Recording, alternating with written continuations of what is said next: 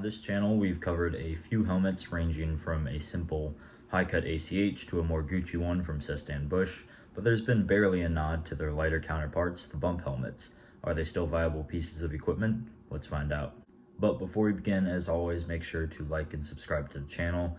It's free and it always helps keep content like this coming through. And without further delay, let's get into it.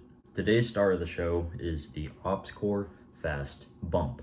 Now, a little bit of history behind it. The FAST, or Future Assault Shell Technology, was developed by the U.S. Army Research Laboratory in collaboration with a few other companies as part of the Army Manufacturing Tech Program, who would also lead the development of the ECH, the Enhanced Combat Helmet. The term FAST was coined by OpsCore in 2005. Now, back then, OpsCore was a young, up-and-coming company whose parent company was Gentex, one of the most well-known manufacturers of ballistic helmets. In 2008 SHOT Show, OpsCore showed off a prototype helmet with their headlock retention system, and it was publicly revealed in 2009. After that, FAST helmets were issued to US SOF deployed in Afghanistan. Aside from the FAST being lighter overall due to its cut, two versions of it were made. There were the ballistic variants, which were the main option. This is your average OpsCore ballistic helmet, and then there were the bump versions, which is the main focus of today's video. And one thing to notice right off the bat is the bumps have a thinner shell and ventilation holes as opposed to the ballistic version, which is a fully sealed shell. And taking some notes during the 90s when Delta was using their ProTech helmets, OpsCore developed their bump helmets for use in training operations where no ballistic threat was present, but also for low threat, high tempo operations that would drag on for a couple days, maybe even a week at a time. Aside from being non-ballistic, the OpsCore bump still offers a lot of the same mounting hardware that's used on the ballistic, so you can still have some form of utility while still having a lighter platform overall. Now, a lot of people are going to argue about the virtues of ballistic versus bump helmets, and while you should be prioritizing that ballistic protection for your brain, having a bump helmet as a backup is not a terrible idea, but it should never be your first option. Bump helmets have their own situations that can be used for, which on a scale of action ranges from hiking to rock climbing, bike riding, and even some choice sports. To some of you, it might seem like an overpriced bike helmet with a government contract, which it basically is, but the money is already gone and it would be wrong if I didn't decide to bring you guys this content. For starters, let's talk about the shroud. Now, the shroud in the older generations of OpsCores like this one is injected into the shell itself, and what that does is it saves weight while still meeting jump requirements for the military. And it holds things like this Argus lightweight night vision mount with no issues whatsoever, and it hasn't given me any problems personally. But one thing to note is that there's a huge downside to these, and these are a little bit more brittle than your normal 3-hole shrouds, and if they get more ran through, such as taking your night vision mount in and out one too many times, or if you bang it against a couple tree branches, then your $1,000 system attached to this helmet will start to become a liability. OpsCore fixed this issue in the later generations, which are on their website, and they are actual dedicated 3-hole shrouds, so you can replace them if something breaks. Moving on to rails, the OpsCore rails are pretty standard arc rails that fit the curvature of the helmet. And fun fact about OpsCore rails, they have their own proprietary cut, and earlier models of the PGD Arch did in fact replicate this until OpsCore threatened a lawsuit. And only OpsCore rails will work with OpsCore helmets. Another thing to note is that there are two different cuts for the rails. This is the standard fast versus the fast super high cut. And the one way you can tell is that there are 3 notches in the fast cut and 4 notches in the super high cut. And what the super high cut is basically a sharper angle.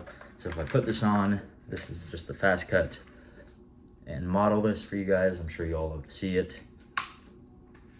Decent coverage in the back, and it still fits my head without being angled too far forward or too far back.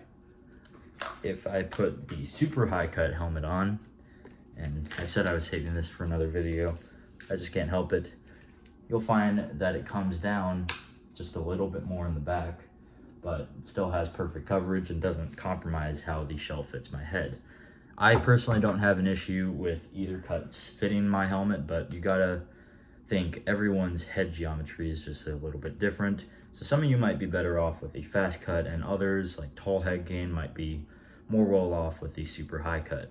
Another thing to note about the fast cut versus the super high cut is that it depends on what ear pro you're wearing. Now these are Raycal Acoustics earmuffs. These are just a simple circular sort of shape, and the OpsCore fast cut does kind of sit just on top of these. But if you're wearing something a little bit taller, such as OpsCore amps or even Sordens, then something like a super high cut would definitely be better. But at that point, if you're wearing ear pro under a ballistic helmet, you might as well just be better off mounting it to your helmet to begin with. To add on to the topic of the helmet, the dimensions for itself are very proprietary, so that means that covers will also have to be proprietary as well. Currently I have a Crye airframe cover, which is enough of a weird fit to mostly fit the helmet, but there are other companies out there that make good covers, such as OpsCore themselves, Agilite, First Spear, Pros Designs, and a few others. Good rule of thumb is that if OpsCore is in the name, it will probably fit.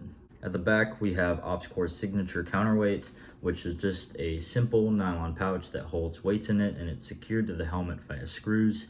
And I'd argue that this is an excellent little piece of equipment, especially if you're running something a bit heavier like duals.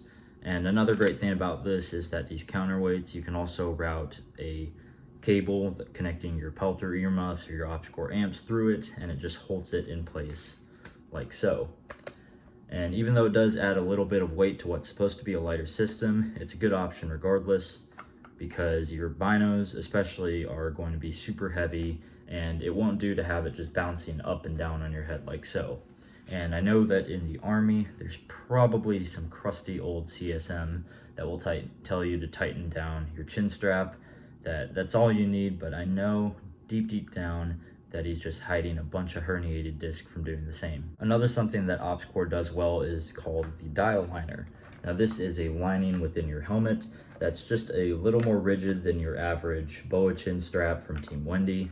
And what it does is the same thing basically. You can tighten to your head using the dial that's mounted in the back, hence the name. And what that does is it makes your helmet sit a whole lot snugger on your head if you choose to be a scumbag and wear your helmet without a chin strap. And what that does is it eliminates a lot of the wobble that you would normally get like that from using a normal H-Naper headlock system. And that wobbling might not seem like a big deal until you realize that a lot of the weight that's going around on your head is transferring down to your neck and your shoulders, which could cause an injury in the future. Final remarks: are bump helmets really useful? Well, it depends on the person in the situation. If you're running a long range operation, then a ballistic helmet will cause pressure points and heat buildup over time, and all of that uncomfortableness on your head is never good. Additionally, if you're in the later stages of recovering from an injury to your neck or your spine, a bump helmet will take a lot of that strain off you while still being a viable option to mount whatever you need. Last question: is the price really worth it? To that, I'll say yes. Now I know there are dudes on eBay that are selling bump helmets titled NSW DevGru Seal GWatt for like $600 to $800, but this one I found on TaxSwap for about $250 or so with the counterweight and the cover, and I believe that if you browse some of those forums long enough, you too can do the same. While there are some decent airsoft brand helmets like FMA that sell sub 100 helmets, the hardware on them is a little bit questionable, as well as the life of the shell, because you don't want to be in your first airsoft or LARP event, hit your head on a branch and have that helmet shatter. So for longevity and for durability, I would suggest buying American. But if you do have the funds to buy a ballistic helmet, such as just a standard Armor Source or even an ACH, I would prioritize that more, because bump helmets are all said and good until you realize that you can't take around, and you're not going to be very useful when you're dead. And that's all I got for you guys. If you liked the video, go leave a like and comment on what I should do next, and I'll see you in the next one.